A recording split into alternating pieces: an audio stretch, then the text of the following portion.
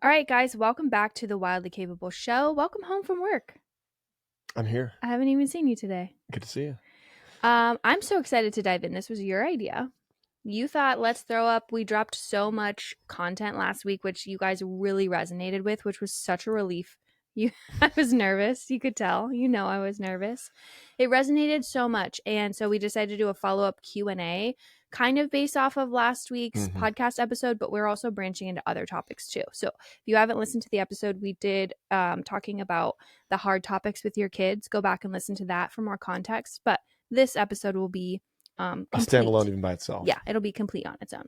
So I do want to mention I'm 98% sure Joey and I are in the exact same outfit that we Although were. it is definitely a different day. It's a different week. Contrary to the implications of the outfits that we're wearing. I think we are just creatures of habit. I also have like 6 of this shirt, so. And you do wear that hat a The lot. chances are high you're going to see. And this is relatively new. And when I have a new garment, I wear it a lot in the beginning. It's kind of like when you listen to a new song and you're like, oh, I want to listen to that. Until it's dead. You know what I'm saying? And then you get a stain on it.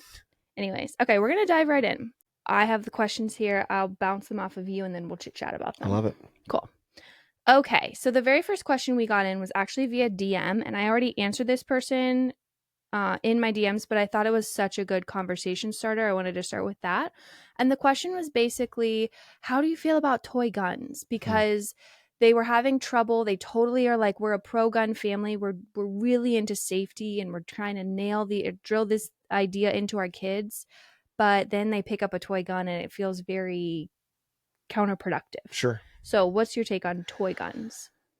Yeah, so we talked about this together. So this is a great softball to start with. And I'm going to say softball because I'm not going in completely cold, but I'm not saying that it's easy. Yeah. For me, my opinion is that there are certainly seasons of life where these learnings can be helpful. The easy option, I think, is just steer clear of toy guns.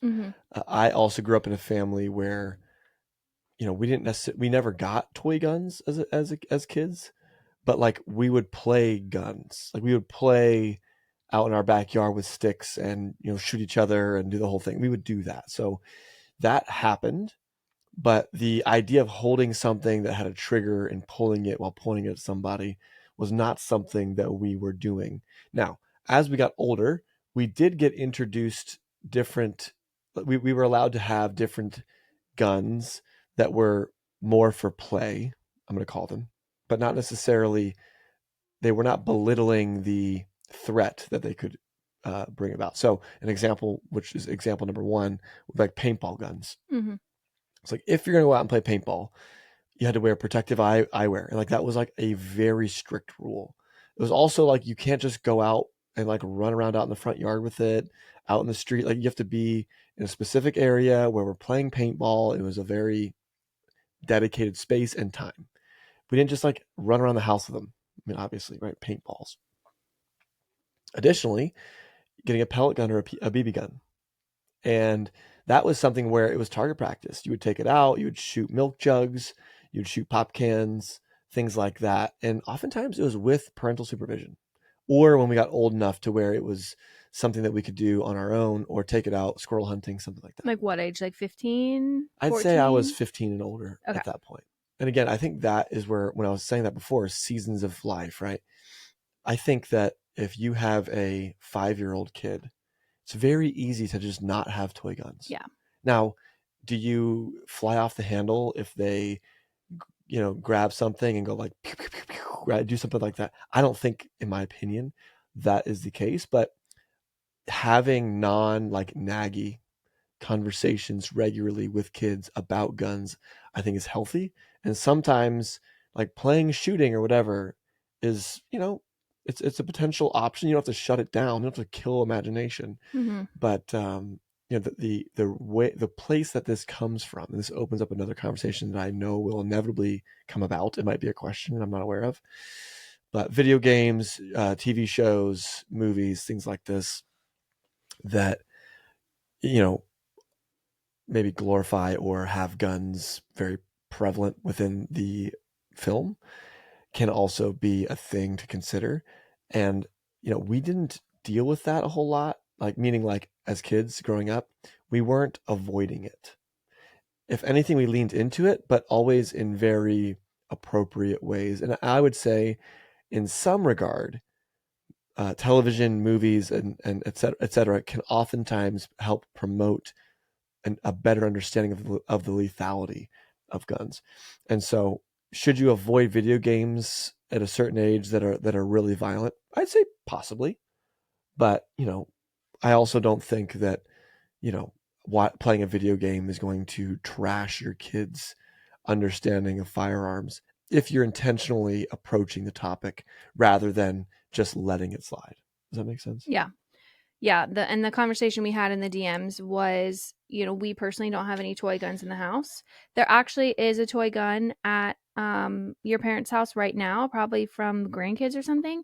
And I have caught kids playing with it, and I still say don't point that at someone. You can point it at a tree, point it at feet, point it at the ground. I'm just not comfortable with it. Yep. And of course, it has a little yellow, orange cap, so it's not real. But I don't like it. I don't like that look. Mm-hmm. So I'm fine if you pick up a stick and you want to point it at someone. You want to play war with a stick. Yep. Ray had a little windshield scraper the other day. She was like, "I'm gonna play like I'm in Fortnite," which is another video game. She has exposure to that. It's not a violent game, but it does have guns. So Mm-hmm. I think I'm so much more comfortable with my kids like taking up an object and using it in that way. It's not the action I'm worried about. It's the I mistakenly, I picked up something I thought was a toy that was not. And that's the thing you don't want to run into. And what I would say is that the reason we're having these intentional conversations, like the reason we brought it up in the original episode, why should we be exposing our kids to dangerous things in an intentional way, is because if we don't, then they're going to run into them in their life in other ways and get a potentially twisted understanding of them. Totally. So I'm not saying that video games, videos, toy guns are all healthy. I'm saying that it's because of those things being a reality that wouldn't we rather drive the narrative? Yeah, totally. Okay, this kind of feeds into that. What age specifically do we let our kids either sip alcohol or hold a gun? What ages are we looking at for that? Alcohol. Let's start with that one. Whenever a child of mine shows interest in my beverage, I will first explain to them what it is, why they physically can't consume the whole thing. And it's not just because you're not 21. It's, hey, you're 5. If you were to consume this entire glass of bourbon, you would get sick. Yeah. What do you mean I'll get sick? Well, there's alcohol in it. I say, well, alcohol makes you sick. And then they'll look at me and be like, why are you drinking it? And I'll be like, that's a good question. They also notice that we don't drink it very regularly, Mm-hmm. but I will let them taste it. I don't need them to have like this mysterious, ooh, I wonder if it's delicious, right? That brown liquid's probably so good, or that wine, or that, beer or whatever. I let them, dip their finger in, or I get a spoon and dip it in, or whatever. But so, I'm not giving bourbon to, my infants, but yeah, as soon as they show interest. I would say 5 has probably been the youngest that we've experienced it. Yeah. And again, that's like dip a spoon in the cup. We don't really like to drink off our kids anyway, so we never like hand them the drink and let them self portion. We Heck always no. give it to them. Yeah. And then as far as guns, let's see, actually handling them and shooting them. Different ages for those. Sophia was 9 when you took her out in the woods and shot those pop cans? 9 or 10. I think she was 10. And before that had many conversations, coaching what you do, always treating it like it's loaded, things like that. And that's when she shot it. Right. We have our kids holding that. Ray has held a gun. She's 5. And it's in a very intimate, personal setting, just me and her, or like around as a family, and very controlled, very, very controlled. Mm-hmm. And it's also like, for her, it's kind of like the first time they hold it, scary. Right? Oh, for sure. I don't want to hold this. It's like, no, it's okay to hold it. Guns are not scary in and of themselves. Mm-hmm. We just need to understand them. Mm-hmm. Yeah. So I would say there's definitely a difference between exposure, either looking at or touching one, versus being able to shoot it. Obviously, every kid's going to be different. Fear and respect are different. That's what I would say. Okay. You need to respect guns. You don't need to fear them. Okay. So yeah, I think that 9-10-year-old ballpark of we went out in the woods and shot it after maybe 4 years of priming. Mm-hmm. Sounds about right. And we have a rule currently for your side of the family when like, we currently have like I'm going to call it like a hunting camp that we do. And it's like go hunting with Uncle Joey, must be 10 years or older to attend. Is Yeah. kind of the current Mm-hmm. age bracket. So, Yes. And we anyhow, do practice shooting during yes. that weekend too. Yeah. Very supervised. The hunting portion is sit with Uncle Joey while he shoots. And then legally you can't hold the firearm to go hunting until you hit a certain age. I think in the end it's like 13. And you have to get a hunter safety license course taken before you can do that. There's a number of things, buy a license. There's a lot of factors at play. Okay. But the actual learning to shoot starts at 10. Mm-hmm. Okay, great.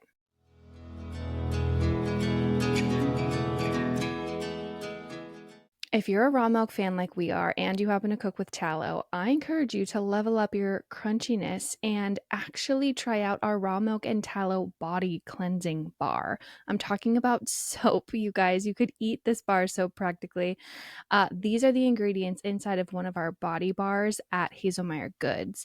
We use raw milk from grass fed cows and pasture raised tallow for the most luxurious bar. It's unscented purposefully to be great for those with sensitive skin, kids, babies, anyone who just needs a really simple, gentle cleansing bar with really amazing premium ingredients.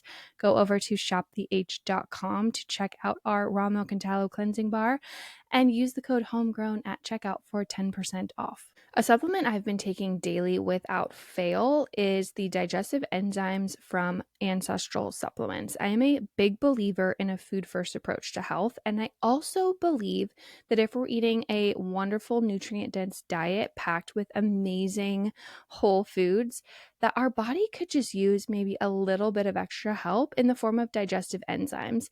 Because if you are like me and you lived conventionally for any part of your life, your gut microbiome and your digestive enzymes naturally occurring in your stomach might just need a little boost. Okay, we live in a modern world. We're subject to modern toxins, and all of that impacts our body's ability to break down the wonderful food that we're feeding it. And that's why I really love taking a digestive enzyme. Go over to ancestralsupplements.com/homegrown and you can see exactly what I take. You can also see my favorite supplements from the same company. They're wonderful. Everything they source is from regeneratively raised cattle.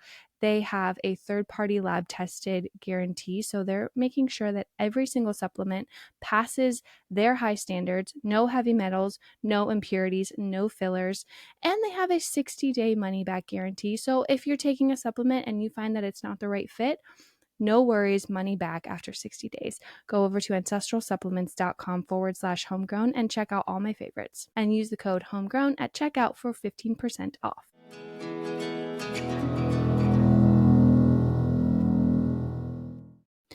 How honest will we be with our kids about our past experiences with these things? Guns, sex, alcohol, those types of topics. I think different stage, right? The relationship one is definitely the most awkward, right? With your kids. So like, what other relationships have I had in my lifetime? And now I think, as your kids are capable and mature enough to handle different learnings, we will give them to them. I'm not going to withhold any of them. I will tell my kids about everything that happened in my life because I want them to learn from my mistakes. And so the relationship one, I think, is the last one that we haven't dove deep into with our kids, although we would be a special case where there is a very large portion of that is going to be available for our kids to know whether we want them to or not. So, I mean, I'd say we'd had a really in-depth conversation with Sophie about this when she was what? She was 6. 6? No, we didn't go down deep into it. I did. Yeah, When she she was asked 6? some really specific questions at that age. Yep. Okay. You and I together when she was probably 11 or 12. Oh, yes. Yeah. And we have not yet with Ruth. No.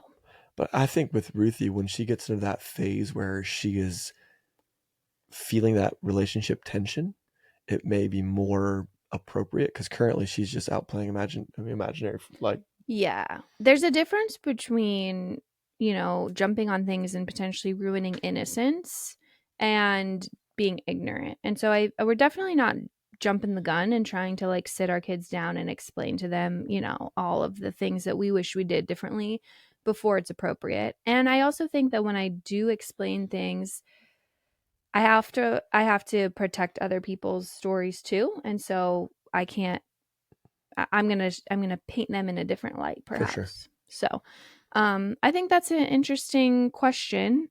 Something that I want to throw a side note in there because you brought it up a little bit, and I want to really put a cherry on top. There is, as parents and as humans, there's a tendency when we tell a story, especially of a past relationship, we have a tendency of going into where we were right, especially if you feel like there was something that was like if we're trying to defend our own honor, yeah, right? yeah. And so we have this tendency of, if we've made a mistake, to act like somehow we were a victim. Mm, I don't believe that's beneficial to kids. And I think actually the most successful way to properly articulate it to your children is to make sure you kind of fall in your story of where you made an error, rather than saying something along the lines of, well, so and so was just so blah blah blah blah blah, right? mhm, So easy to do that. So easy to do that. And I'm saying this from the perspective of a family that has, Sophia has a biological father, and I adopted her, and I'm her adopted father. mhm, And so in that kind of lens, it's really easy for there to be a like who's right and who's wrong sort of situation. And I would much rather be the one that was wrong and share my learnings than try to put somebody else in a bad light. And I just think that it's so easy to let your pride flare up when you are recounting mistakes to your kids. And I would advise against that. yeah, that's really good. Hard to do, but good. I love this question. What are some, quote, wildly capable milestones or relative ages your kids did certain things independently? Did you think about this one beforehand? I have a couple. So every kid has been different, and I kind of put a mental note in my head. One perfect example is I told our 5-year-old yesterday that we need to get a bath, wash your hair, Mm, you have ballet, and she's like, I can shower on my own. And mm. I'm thinking like, wow, I would have never put Sophie in the shower alone at 5 years old. But by the time you get your third kid, I mean, they've watched enough of their sisters do it that they're just like, yeah, I know what to do. So every kid is different. I will say your younger kids, the kids further down in the sequence will probably hit milestones, quote, sooner than your first. But just making mental notes about little things. I think when it comes to the kitchen, it's really easy to give parameters. Like a 3-year-old can probably scramble an egg if you work hard enough with them. A 5-year-old can probably cook themselves a decent or prepare themselves a cold lunch. A 9-year-old should probably be close to making a full dinner, if I'm being honest. And then 14-year-old Sophie can make anything from, a delicate pastry to a full dinner, meaning she made the chicken stock and then the roux and then the chicken pot pie filling and then the puff pastry, and she baked it, and she's been doing that for what, 3 years? Yeah, I mean, making So holidays, making, yeah. yeah, and that's a kitchen example. It's just really easy in that space because you can see progress early. I think Let's talk about wildly capable milestones for bedtime. yeah, let's talk about it. So bedtime is one of those things where no one tells you until you have kids that every day is the worst, right? It never I'm gets kidding. I'm better. kidding. No, it's like it's a surprise to your kids every night. Like, what do you mean bedtime? Like, you do this every night, and somehow we're surprised that it's bedtime again. Mhm. But a, a milestone in our kind of wildly capable journey is the autonomy to put yourself to bed. Mhm. And so far, it has gotten younger. So Sophia, she was probably 12 or 11 or 12 when we started allowing her to kind of figure that out. We are currently now dabbling with our 9-year-old who is putting herself to bed. Now, we have a system because she shares a room with a sister. So her and her sister share a room, and we want her sister to be able to go to sleep. And it really throws the system out of whack if we allow her to stay up late, but she can't. Mhm. So our remedy for that is that our older child will go to bed with her younger sister. And once she kind of falls asleep, she can pop out, come downstairs, watch a show with her older sister, have a snack, do her own thing. And I go to bed and I do not see her. And she figures out her own bedtime. True. So milestones for bedtime. Now, gosh, I already know because I would ask this question. How on earth do you get there? And what would you say are some of the things, just digging into this, for us that have helped us in our seeking relief in bedtime rhythms and routines? Well, if I'm being honest, we've never done a huge bedtime routine. So we don't really break up with that because we don't really start with it. So it's not like all of a sudden our kid is not getting us to give them a bath and read them 2 books and sing them 3 songs. We have always kind of been more minimum on the Mm-hmm. bedtime. And part of that is because we had a baby every 4 years. Mm-hmm. And so it's by the time our next kid was 4, we were like, sorry, there's another baby in the house. So you might get the first 3 years of that, but after you turn 4, you're kind of toast, you're graduated. So I would say we don't really do a lot of big charade. I'd say the biggest help right now is that we just go to bed. Mm-hmm. And it's not like this, oh, I got to come down and see what mom and dad are doing. Mm-hmm. We're like, we're going to bed. It's 9:30. Now, do not hear me say that our bedtime situation is easy, but some of the things that I can think of, I agree with that for sure. Minimal amount of effort for bedtime, right? Ours is not super easy, but we do have some things that have worked. So minimal bedtime, totally agree with that. Second thing that I believe has helped us a lot is your kids will latch on to bedtime delayers. I don't know how else to say it. Like the filibuster, right? The thing that's going to prolong them going to bed. They'll hold on to that. I'm hungry. I'm thirsty. I need to go potty. Precisely. Where's my blanket? And they're going to run the same script until they find something new that might work, and then they'll run that. I'm scared. I'm hungry. I'm thirsty. I don't feel very tired. Something doesn't feel right. I'm like, we've heard it all. Okay, friends. I gotta go potty. It's like, cool, then just go. Like, what are you telling me for? Right. So can't find my blanket. I can't find my pillow. We've heard it all. There are some of those things, though, that can be addressed formally. And we are very pro family meeting. We'll talk about this on this show probably every other episode. The family meeting. The family meeting is one of the ways to kind of, I'm going to call it forcibly establish a new milestone or objective or a goal or it's time that we get here. Mm-hmm. Okay. And when you do it formally, there's something that happens in our it's psychological to have a formal ceremony to end one thing and start another. And I would say that it is very important to do it that way, even if they're 5. Mm-hmm. Make it really out of the ordinary. Sit them on the couch, get a big chalkboard or flip chart or easel or something out to write down the new things, even if they can't read. And stand up there, both spouses, and lay out the new ground rules, the new plan, the new strategy, whatever it is, you're going to lay it out. And you will delegate those new things, new objectives, new milestones, new goals to your kids individually, right? So individualize it. And so we will look at Ruth and we will say, Ruthie, your new bedtime situation is this. You have to be home at this time.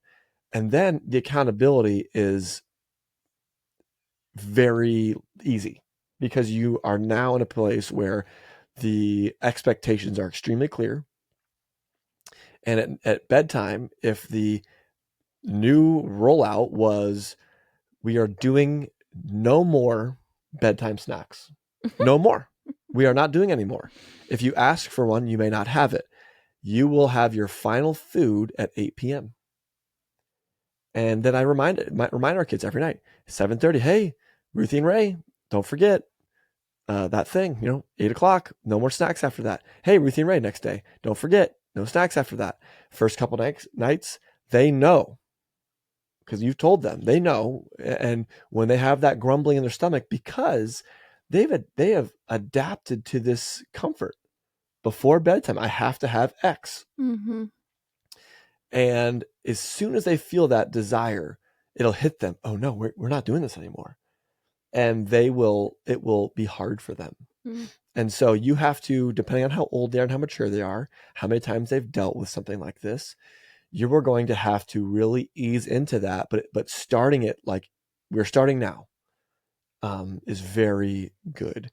And you have to be on top of it. So you have to be, hey, we're having our final snack. Hey, it's 7:55. I've made you a snack. I've got apples and raspberries and maybe a little bit of yogurt or something like that. It's up on the counter for you. Go up there, finish your snack, and we're going to bed. And then what it looks like is at 7:45, you say, hey, do you need something to eat? No, I'm okay. Or yeah, then go ahead and find yourself something, right? Because now they've learned that they can find themselves something to eat. Next thing you know, it's 7:30, 7:45, and your kid will just go get themselves something to eat before they go to bed, right? And there will be a couple moments of tears and frustration, and you will go through that. But that's one thing. So the family meeting would definitely be one way. Another tactic is delegating responsibility. Okay, this can happen during the family meeting, but it's just something that to kind of remember, and that's we had a time where, and it's currently happening right now with Ruthie. We did it with Sophie, and we will probably do it with Ray at some point. But when you give somebody responsibility, bring them into the decision making or bring them into the leadership of the organization, it really changes their buy-in, right? So when you tell your kid, hey, you're now in charge of bedtime for your sister, or hey, you need to get your sister to sleep and then you can choose your bedtime. Mm-hmm. She's now part of the team, the leadership team, right? And it changes entirely bedtime for her. Now, hey, Ruth, time for bed. Okay. She goes upstairs. She gets herself ready for bed. There's zero fight. There's zero pain. There's zero tears. There's nothing. And additionally, she all of a sudden has hyper respect for the boundaries we give her. Hey, you need to be in bed by this time, or you need to be off the screen by this time. And she will do it precisely because she's bought in. She's bought in. She's been given some freedom, but in return, we've asked for more responsibility out of her. And that has been successful for us. I would also say consistency is key with bedtime. So if you start to, right, summertime is hard to get out of, but having consistency in, hey, we've had the family meeting, and then being consistent with every night we figure out whatever the thing that we're combating is, right? Don't bite off more than you can chew. But whatever you're combating, whether it's, delegating responsibility, or it's bedtime snacks, or it's I forgot my pillow, or it's I feel scared, or whatever it is, whatever measures need to be deployed to alleviate the situation, right? If I feel scared means that we need to have a light on, or we need to have a night light turned on, or an audiobook playing in the room, or something like this, then what are we doing to ensure that that's happening before the bedtime occurs so that bedtime is really consistent? It helps a lot. Mm-hmm. Helps a Yeah, lot. I love that. I think wildly capable milestones are something, again, where you'll do that SWOT analysis like we talked about a few episodes back, and you'll identify beforehand what is something my kid is on the cusp of that I think if with just a little bit of coaching we can get them there independently. And it's not purely just to take responsibility off of mom and dad, although that's a beautiful benefit. It really is to build their confidence. Like, I've never had the goal of like, man, I just wish you'd get off those training wheels. Like, that doesn't bother me. It doesn't affect me. But the confidence gained when you see your kid take that next step is worth it every time. So you'll get into a rhythm if you are sitting down with your spouse and doing these kind of rhythms of almost forecasting what that looks like. And then there's no set timeline for kids in general, because we've even seen with our own kids 4 or 5 years apart. Sometimes they hit a milestone at the same time, but it doesn't matter. It's a huge win for both of them. And so it really comes down to what are things in your everyday world that you would love to see your kid do more independently? What's something that they're constantly asking you for help that they're capable of doing, but you haven't gotten there yet? And then what are things genuinely as a family that they could do to help support the mission that you all are on? And how can you paint it in that way? Like, hey, we got a mission here. We got to wake up the next morning and get work done. Yep. We have this big life that we live. Let's do it together. So And those with are milestones, be careful of leaning in heavily just to weaknesses, right? true. We put Ray, who has a very, like, she has a knack for dancing. Put her in dance. And there's going to be some amazing milestones that occur as a result of that. Mm-hmm. So Totally. lean into the strengths, the weaknesses, look for opportunities for those kind of long game wins, but also some short-term wins, and really create a blend. If you're just going for those long-term wins only, it's going to be a drag. Yeah. An example of long-term win is bedtime. Mm-hmm. That's a long-term win. I will be shocked. And there's probably a few people out there, so maybe not, but bedtime, everyone I know, everyone I've talked to, every DM I've ever received, every friend of mine that has kids, bedtime is often the most challenging moments as you're trying to see your kids develop and you feel like you don't make any ground. It's a long game, Yeah, typically. I agree. Um, how do you know you're on the right track raising your kids? This is kind of a piggyback off of the previous question. How do you know you're on the right track? Well, I would say that's a great question because, so if you go back to the episode of Running Your Family Like a Business, we talk about that because, is there a standard protocol that you need to abide by to raise your kids? And I would say no. I would say the world wants you to believe that there is.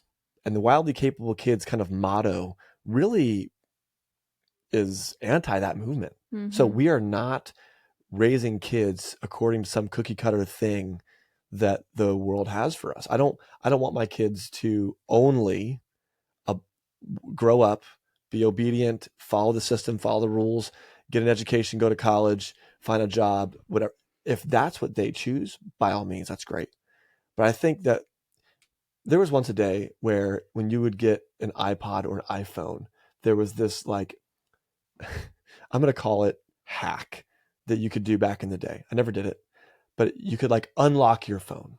That was the thing that people used to talk about all the time back when I was younger. So maybe some generations listening to this don't know what I'm talking about, or they do know, whatever. Unlock the phone. It almost meant like you're going to take the governor off the throttle. You can now do more with this phone because it's so capable, but there's something that's withholding its potential. And so establishing milestones and goals and knowing where you're going with your kids is a major part of it. And every kid is different. Okay. If your kid is going to grow up, get the education, be an engineer, get the stable job, have the amazing family, but they're hustling and they're going after their faith, they're going after their health, they're going after their marriage, their family life, whatever it is that they're pursuing, then that's amazing. If your kid's going to be an entrepreneur and they're going to be self-sufficient and they're going to be right in all of these ways, we want our kids to be wildly capable in the journey that has been kind of laid out for them. And it's our jobs as parents to really unpack that and figure it out. That's why we're going to be doing regular assessments of where are our kids, what are, SWOT analysis, what are their Mm-hmm. strengths, what are their weaknesses, what's some opportunities Yeah. that we see within these kind of strengths and weaknesses of this child. And it's one reason I love homeschooling, right? Because I believe that when it comes to equipping our kids to being socially, so this is like some real life, like what should I do to help my kids stay on track, to get your kids ready for society as it is today. And part of being capable is being able to understand society and to not just fit in, but also be like able to prevail, like to be successful in current day society. To be successful in today, you need to know math. You just do. There's money, there's finances, there's accounting, understanding. You need to understand math. You need to understand reading. Reading helps you learn and develop in other areas. You have to be able to read, like whether it's faith or academic, or it's health, or it's all like you can find it all in reading or reading comprehension. It's not just reading, right? It's just being that understanding. Writing, being able to articulate your thoughts in a written format, whether it's a text message, an email, a written letter, writing. So however you define that, conveying thoughts with words, and then public speaking. And I'm not just talking about standing up and delivering a speech, but also being able to be persuasive. Mm-hmm. How can you talk to somebody and convey a message to get your point across, to ask for the raise, but knowing what levers to pull to be persuasive, right? So those kind of four fundamental learnings, I think, are the core or the foundation of today's age. And it might change, right? AI might change everything, and then I go back. I say, hey, you know what? As of what is this? The 2nd of September, and it's 2025. These are the things, and maybe another day it'll be different. But for now, I see those as the prominent ones, Mm-hmm. and then everything else is something that you can kind of pursue after that. But yeah, long-winded way, you're setting those goals for your kids. Every kid tends to be different, and seeing the potential in them released really is key, but also setting them up to deal with today's day and age, right? It's kind of a combination of both. Yeah, I love that. The only thing I'll add is that it's really helpful to get outside opinion of people that you trust and people that have eyes on your kids Mm, more than just occasionally. so good. So don't just take anyone's opinion because it's not helpful to have that feedback. But if you have dedicated people in your life that you're like, hey, you've spent enough time with this kid, are there things that you're seeing in them that I'm not? Are there blind spots that we have? What comes to your mind when I ask you that question? Just being willing to accept that answer. And you're probably gonna be like, yeah, I figured you were gonna say that. And yeah, keeping that feedback consistent but very limited. It can also torch your confidence if you're getting feedback from everyone all the time, and maybe Don't do someone that. saw you Yeah. in a bad moment. It's like it's not even useful information. So yeah, Ask your parents, people that want to see you succeed, yeah. what are you saying? And Grandparents are great. Sometimes it's hard to ask other parents who are in the fire because there's kind of a level of competitiveness. So yeah, maybe don't do that. asking the generation Yeah. above is what my or like even an aunt or uncle from the Mm-hmm. generation above who has older kids. I've leaned into both of And those. you've got to be okay with the feedback. Yeah. It's so easy to not be. You have to Yeah. be, even if they say things like, just feel like they're really, misbehaved. Sure. You have to be like, that's interesting. Tell me more about that. In what ways? How do you see it? What do you think, could be successful? Yeah, you have to be okay with that. But that helps you answer kind of how do you know if you're on the right track That's good. is getting outside your own little echo chamber. That's good. Okay, so moving into more general questions, a lot of people asking like family and business, how to run a family, or sorry, how to have a business and have a family. And a really specific question was like, how much time is appropriate on a day-to-day basis to like work inside your business while you have little kids in the house? And I've thought about this, so I'll kind of give my answer and then I want to hear your answer too. For me, the thing I go back to as mom, as primary stay at home person who is homeschooling and just in the house fulfilling a lot of those like traditional roles, right? I believe that women have always worked in some capacity. We've always had things to do other than either entertain or rear children. So, whether that was like hand washing our dishes or our clothing or the different tasks around the farmstead that we might have had back in the day to get our food, or walking to the corner mart, whatever generation you want to look at, there's always been a large portion of our efforts that had to be just non-negotiables outside of sitting down and maybe reading a book to your child or entertaining them in some sort of way. And women were able to raise their kids alongside this extra burden of either household work or maybe like actual occupational work, whatever. So now you look at me, 2025, Liz Haselmayer has an electric washing machine, throws my dishes in the dishwasher. I have time, right? Mm-hmm. I have conveniences in my life, and I don't have a farmstead. I don't have a homestead. I live in a suburb. And that's a very intentional decision right now and allows me to do other things, pour into work in other ways. Things like record this podcast, create a post for Instagram, write a blog on Substack, talk to people and answer questions in my DMs. Like these are the things. So for me, that's just my little caveat of like, I don't think if you're asking this question, it should come from a place of guilt. I think it should come from a place of what is even effective or strategic. For me, that looks like anywhere between 3 to 5 hours a day, and that's very broken up, doing things that are maybe work or business related. And then beyond that, maybe 1 to 2 hours a day of house things. That's cooking, that's the cleanup, that's the vacuum, that's tidying, that's the laundry put away, that's cleaning a bathroom. And then the rest of the day, the rest of my what? Am I awake for like 17 hours? More than that, right?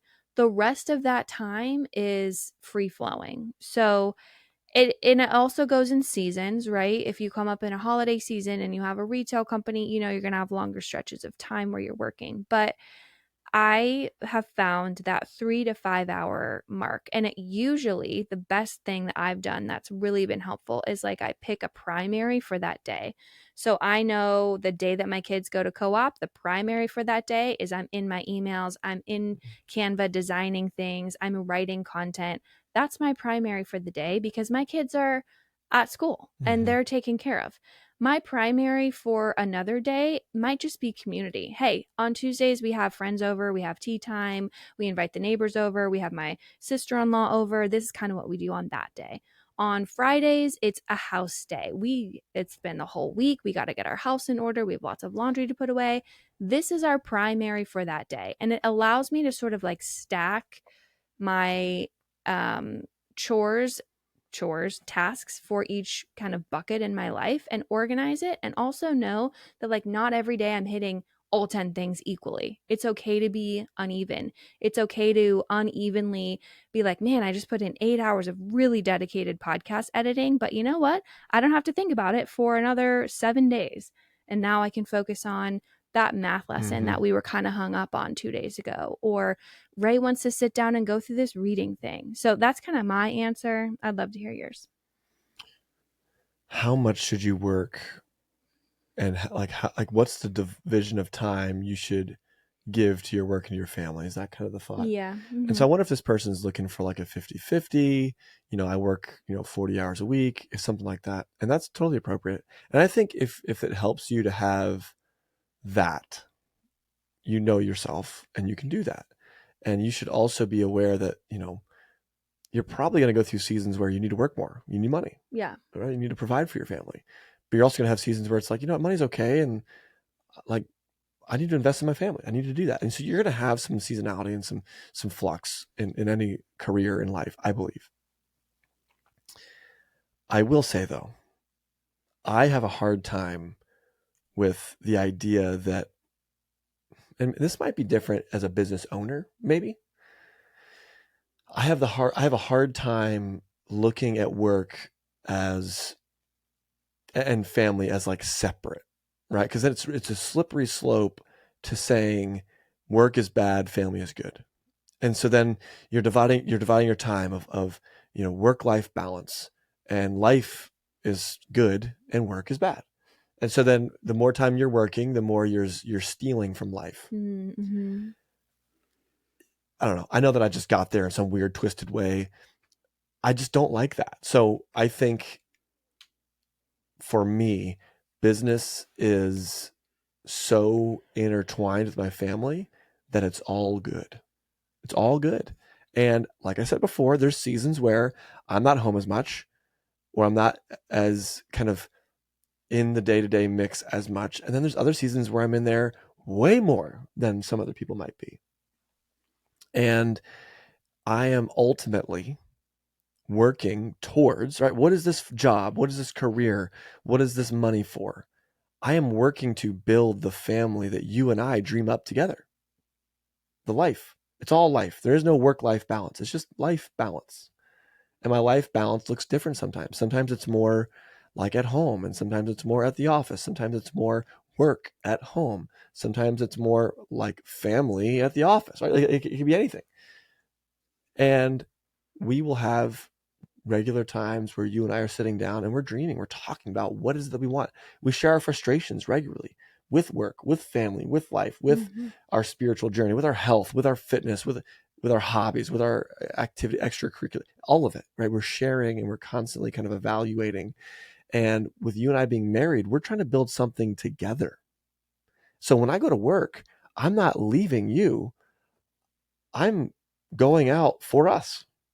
That's the difference. So if you're in a career, I think knowing why am I doing this can really change that perspective. I know that the time, okay, listen, I know that doesn't change the time. Okay.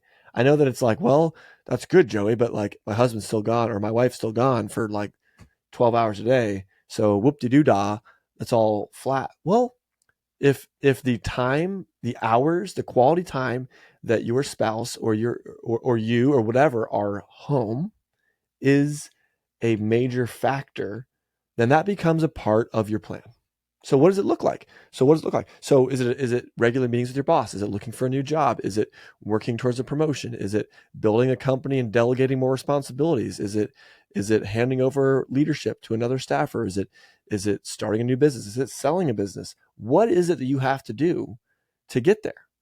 Because work is not, it should be a means towards get you to the place you want to be. That's what it is. It's an engine. Work, career, business, it's an engine. It gives you money. You need money to go places, to do things, to build stuff. That's what you need. You need to have money to help invest in your children, to buy the food or the grain or the manure for your farm, whatever it is, right? You need to have income. But you also need to be like progressing and growing in life. It's healthy for your brain, in my opinion. And Mm-hmm. so it's not just go take the job packaging boxes because it's stable, but like maybe it is, right? Maybe it's, hey, you know what? I'm going to work on this and grow my life. And for now, the money that I need is this job. Okay. But I think viewing work as, and that's where the cookie cutter factor really screws us up, is that we go through this plan that somebody else made, right? We didn't follow this wildly capable mentality of like, I'm going to figure it out. And then when we show up into life, it's like, well, what does the plan say? And everyone opens up their books and they say, well, it says that I follow this career and I work really hard and I make a lot of money and we put a lot of money in savings and we follow Dave Ramsey's plan and we're happy. And we retire. And then there's regular questions that I receive both in the homegrown community, but also in like business communities that I'm a part of, that are like, what do you do with work-life balance? What do you do? It's like the most common phrase, and for good reason. I think it's because so many people they have their brains twisted of like I said before, you go down the slippery slope of, next thing you know, you've got work-life balance, and if you work more, you're stealing from life. And it shouldn't be like that. You're investing, but you're heading somewhere, and you have milestones within your career. You have progress. You have to be working towards that and talking about it regularly. Otherwise, it's easy to feel stuck. It's easy to get trapped in a job that makes good money. I know so many people that make great money and they hate their job and they're miserable. I know so many people, and it's all about work-life balance. Well, I work my freaking butt off, and I'm not fulfilled in my work, but that vacation's coming up. Vacation's going to solve all my problems. That's where life is going to be. And I just think that's the wrong play. Mm-hmm. So anyhow, sorry. I knew you'd have a large opinion on that question. I will say, a little woman's perspective, not everything I do at home is like income producing. So even though that's the case, I still find it's like stoking a passion area for me. And I do believe that like I'm a better mom because of that. Mm-hmm. Like I think it can be easy if I'm assuming that this was a mom at home who's maybe thinking about her business that she has, and like, is it appropriate? Should I just put everything on pause while my kids are little? And like, yeah, if that's where you're feeling called and like that's your heart, you've prayed over it and the Lord's like, hey, you need to set this aside, set it aside. But if you're just feeling that tension because kind of society's like, well, you should be at home with the kids. And I think there's room for us to have passion and areas of growth. And that might be through a business, that might be through a hobby, that might be through volunteer work. But whatever, I do think one of the lies in the quote cookie cutter world is that a at-home parent, their entire life needs to be dedicated to the entertainment and coddling of their kids. And I just think at the end of the day, no one really believes that. No one really thinks that you taking that hour or two to do something that you're passionate about is robbing from your kids. If anything, find ways to bring them into it, Mm-hmm. which you can when they're older. Mm-hmm. But I'm just saying that from my experience. I've had two babies since the launch of Homegrown, and because I started writing back in 2019, and so really I've had two little kids through this whole process.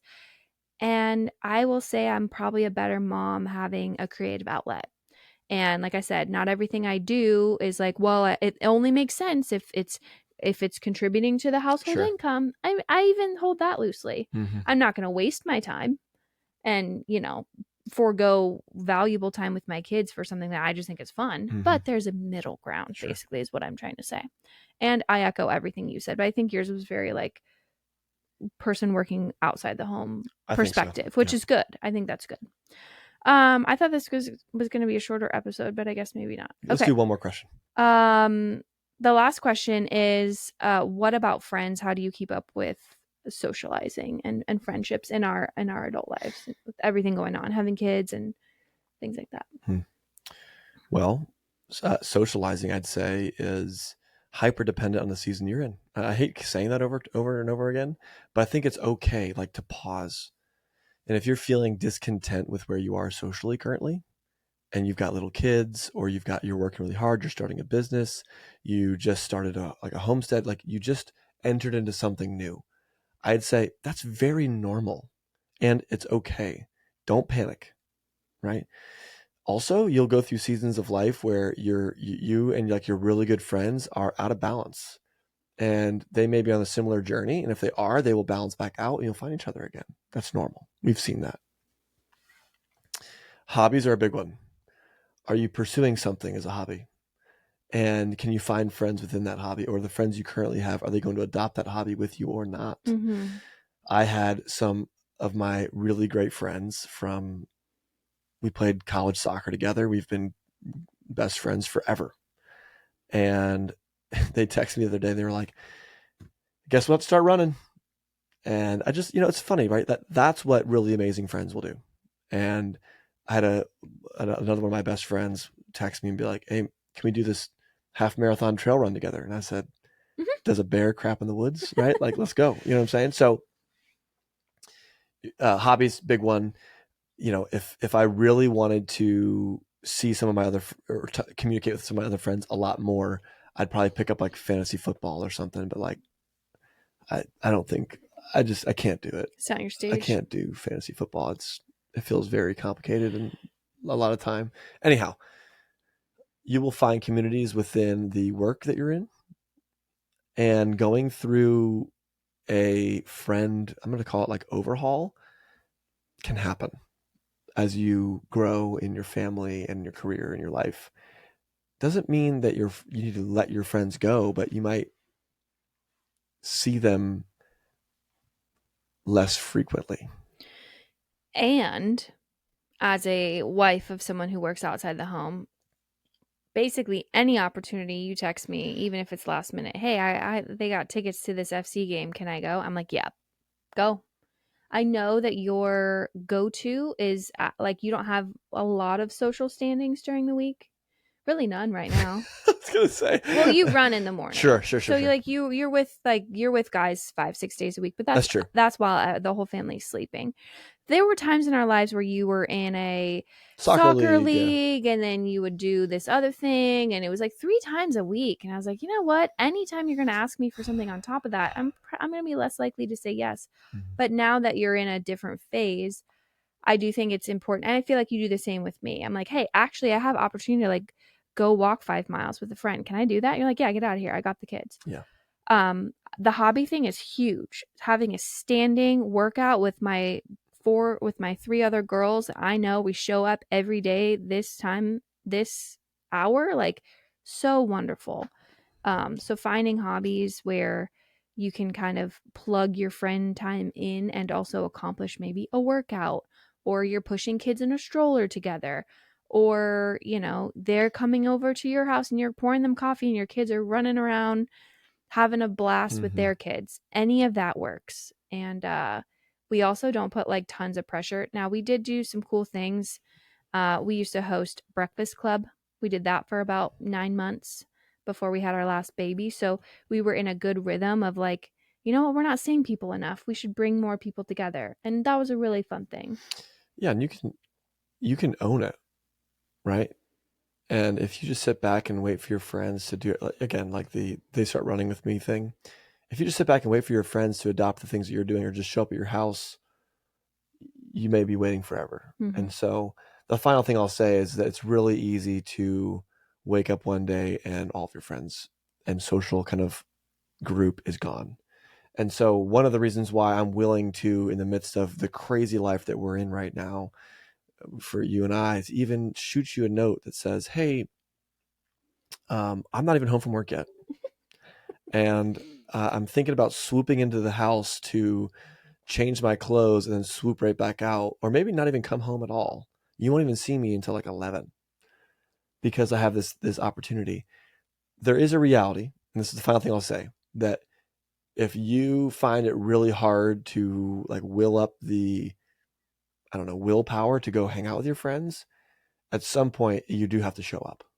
You do have to show up. You have to invest into friendships and maintain community to keep friends. So it could be a simple text message of like, you got time for lunch today? It could be a, hey, let's grab a coffee and catch up. It could be it may look like more scheduled meetings rather than the hangouts we had in college or shortly after college or whatever. But you have to show up. You have to show up for your friends. Mm-hmm. Yeah, I love that. All right. Well, we had a couple questions we didn't get answered, but I feel like we got some really good conversations started. So, If there are things even within this that we didn't unpack, I have a couple of messages in my Instagram inbox that I still have yet to fully get back to people on. We will do respond to all of that. But if you have things you want to follow up on, questions, concerns, grievances, right? Shoot us a note on Instagram. I'm at Joey Haselmayer. You're at Liz Haselmayer, homegrown _education. education. And That's a wrap. until next time, that's a wrap.